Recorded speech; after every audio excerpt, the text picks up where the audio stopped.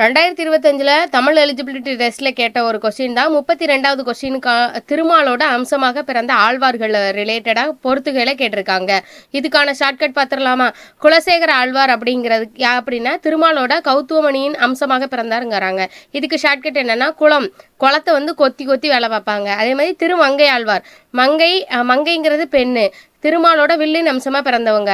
So திருமாலோட அவதாரம் தான் ராமன் வந்து வில்லு அடிச்சு தான் மங்கையை மணந்தாங்க அப்படின்னு ஞாபகத்தில் வச்சுக்கோங்க. பெரியாழ்வார் கருடனோட அம்சம். இப்போ பெரியவங்க தான் முதன்மையாக வணங்கப்படுவாங்க. அதே மாதிரி கருடன் வந்து வணங்கினதுக்கு அப்புறம் தான் நம்ம திருமாலை வணங்க முடியும். ஸோ முதல்ல பெரியவங்களையும் வணங்கணும். அப்படி ஞாபகத்தில் வச்சுக்கோங்க.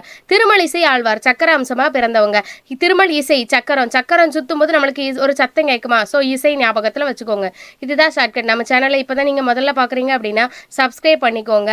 புதுசாக வரவங்க நிறைய பேருக்கு ஷேர் பண்ணிக்கோங்க. சரிங்களா? ஓகேவா? தேங்க்யூ, நன்றி.